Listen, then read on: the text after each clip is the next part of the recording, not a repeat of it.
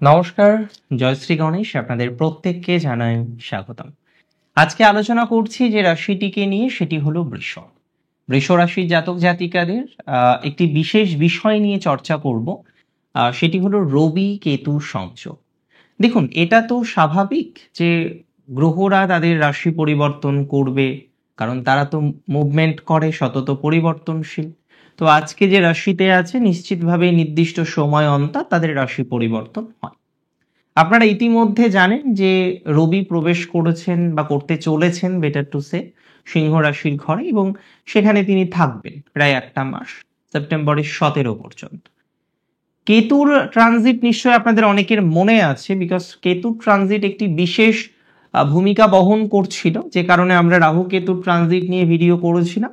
মে মাসে আমরা এই ভিডিওটা আপলোড করেছিলাম এবং এটা জানিয়েছিলাম যে মে মাসের 18 তারিখের পর একটা ট্রানজিট আছে এবং কেতু সিংহ রাশিতে প্রবেশ করেছে। তো কেতু এবং রবির একটি গ্রহ সংযোগ, তাই না? খুব ইম্পর্টেন্ট, কারণ রবি হচ্ছে আত্মা, the sun is the light. Rabi হচ্ছে আমি স্বয়ং, আমরা নিজের কোথাও যেন গিয়ে সেই আত্মা অবিনশ্বর, এবং সেটিকে রিপ্রেজেন্ট করে হচ্ছে রবি। রবি পিতাকে রিপ্রেজেন্ট করে। Any type of governing body represent by the sun. একটা গভর্নিং বডিকেও রিপ্রেজেন্ট করে কি? রবি। তাহলে এটা কিন্তু খুব ইম্পর্টেন্ট যে রবি হচ্ছে মোস্টলি পাওয়ারফুল। কেতুর কি পাওয়ার নেই? দেখুন, কেতু ইজ দ্য কারাক অফ আর ডিটাচমেন্ট। কেতুর সাথে পাস্ট লাইফের কম্বিনেশন, কেতুর সাথে স্পিরিচুয়ালিটির কম্বিনেশন। তার মানে কেতুকে উপেক্ষা করে একজন পরম ধার্মিক হওয়াটা কিন্তু কার্যত মুশকিল। আমরা কেতুকে কোনোভাবেই কিন্তু সেক্ষেত্রে উপেক্ষা করতে পারবো না, বা উপেক্ষা করা যায় না। তার মানে কেতু ইজ অলসো ইম্পর্টেন্ট। তবে রবি এবং কেতুর যে ডিফারেন্স, সেটি কিন্তু খুব স্বাভাবিক।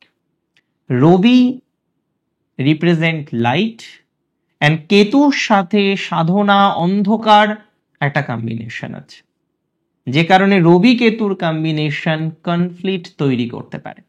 কনফ্লিক্ট ইন ইয়োর ডিসিশন, পরামর্শ, কনফ্লিক্ট ইন ইয়োর ডিসিশন, পরিকল্পনায়, সিদ্ধান্তে একটা কনফিউশন আসার প্রবণতা দেখা যাচ্ছে।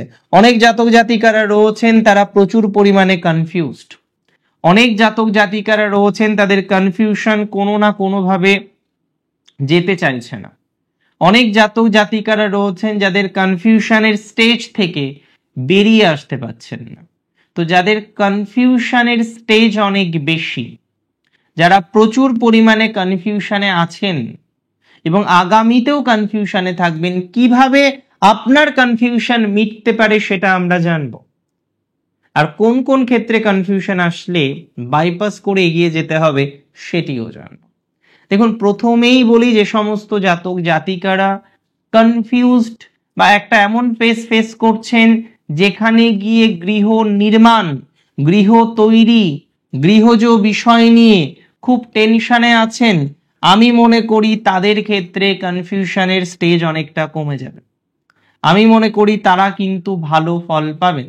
দেখুন, রবি নিজের রাশিতে, কেতু মূল ত্রিকোণে, তাই রবি কেতুর সংযোগকে আমরা নেগেটিভ ধরতে পারি না।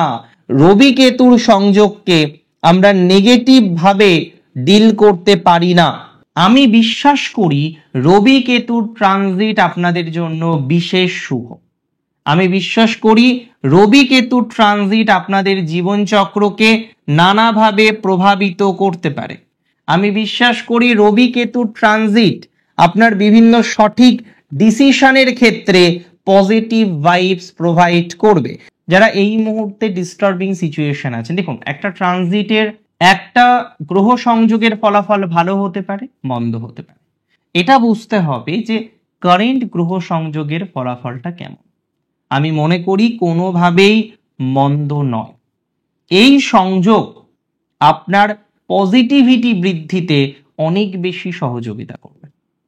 প্রাথমিক অবস্থায় কনফ্লিক্ট হতে পারে, কনফিউশন আসতে পারে, গুরুজনের হেলথ নিয়ে ডিস্টারবেন্স হতে পারে, পিতার হেলথ নিয়ে একটা চিন্তা আসতে পারে, অথরিটির সাথে রিলেশনশিপ মেনটেনের ক্ষেত্রে একটা ডিস্টারবেন্স আসতে পারে, কিন্তু সেটা যে আলটিমেটলি নেগেটিভ দিকে যাবে না, I can give you the surety and assurity both.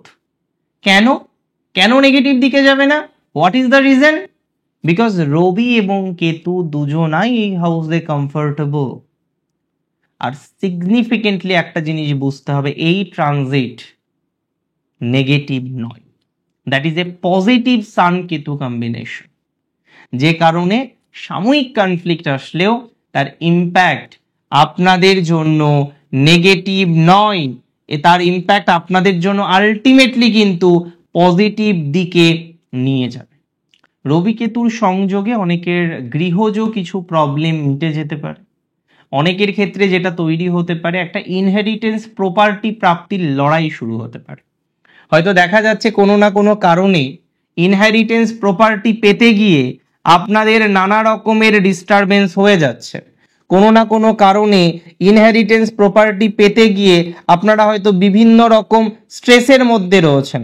আমি মনে করি এই স্ট্রেস থেকে বেরোনোর একটা কম্বিনেশন আসবে, কোথাও যেন গিয়ে একটা লড়াই হয়তো নতুন করে শুরু হবে, এবং যে লড়াইয়ে আপনি পিছিয়ে থাকবেন না, যে লড়াইয়ে আপনি অসফল হবেন না, যে লড়াইয়ে আপনার অসফল হওয়ার কোনো জায়গা নেই।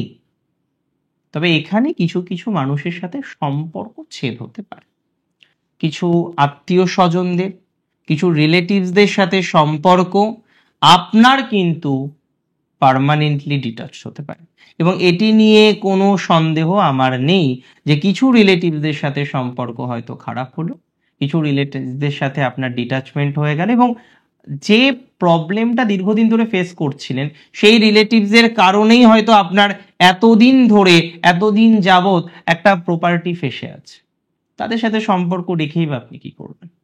তো এখানে কনফ্লিক্ট আসতে পারে যে কি করব, আরো 5 বছর ওয়েট করব? নো, আর কেন? আর 5 বছর ওয়েট করা যাবে না। এতদিন ওয়েট করাটা আপনাদের জন্য কিন্তু সমস্যার হতে পারে। সো আমি কোনোভাবেই আপনাকে সাজেশন দেব না যে আর 5 বছর ওয়েট করার। যদি কনফ্লিক্ট আসে কি করবেন? ডিস্টারবেন্স আসছে, ডিটাচমেন্ট হয়ে যাবে, যাক, কিছু কিছু ক্ষেত্রে ডিটাচমেন্ট ভালো। আর একটা কথা আমি বলি, এডুকেশনে ডিটাচমেন্ট ভালো নয়, অনেকের ক্ষেত্রে একটা সাময়িক এডুকেশনাল ডিটাচমেন্টের জায়গা তৈরি হতে পারে। সো আমি মনে করি যদি প্রকৃতভাবে এডুকেশনে প্রবলেম ফেস করেন, বুঝতে হবে কেমন প্রবলেম।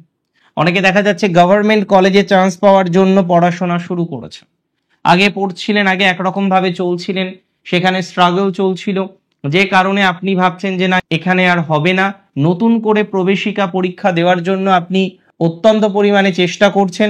আমি আপনাকে বলছি কিছু কিছু ক্ষেত্রে ডেভেলপমেন্ট আপনি পাবেন, তবে যারা সূর্য অর্ঘ্য প্রদান করেন রেগুলার বেসিসে সূর্য অর্ঘ্যটা প্রদান করুন, রেগুলার বেসিসে সূর্য অর্ঘ্য দিন, এটা খুব এসেনশিয়াল। এবং এই সময়ে মন্দিরে যাওয়া দরকার, স্পিরিচুয়াল বিভিন্ন কানেকশন তৈরি করতে পারেন, স্পিরিচুয়ালিটিটাকে বৃদ্ধি করতে পারেন, মন্দিরে যাওয়া বা ধর্মীয় পীঠস্থানে যাওয়ার চেষ্টা করতে পারেন, এটা প্রয়োজন। আমি মনে করি যারা ধর্মীয় পীঠস্থানে যান, রীতিমতো কানেকশন রাখেন, তারা যেন তাদের কানেকশনটা কোনোভাবে কম না করেন, যদি বৃদ্ধি করতে পারেন সেটা আরো বেটার, আরো বেনিফিশিয়াল বলে আমি অন্তত পক্ষে বিশ্বাস করি, আমি অন্তত পক্ষে মনে করি। আর ফাইনালি আর একটা কথা আমি বলবো রাশি বৃষর ক্ষেত্রে, যে বৃষ রাশির জাতক জাতিকাদের দেখুন এই ট্রানজিটে অনেক ভুল বার্তা আসতে পারে। অনেকের ক্ষেত্রে দেখা গেল আপনার কোনো একজন পরিবারের সদস্য হয়তো বারংবার আপনাকে ডিস্টারবেন্স করছে, বারংবার আপনাকে বদ বুদ্ধি দিচ্ছে। প্লিজ কারোর বদ বুদ্ধি শুনবেন না, আপনার মতো আপনি চলুন, নিজের বুদ্ধিতে চলুন, ভালো হবে। অনেক ভালো থাকুন আপনি, সুস্থ থাকুন। জয় শ্রী গণেশ।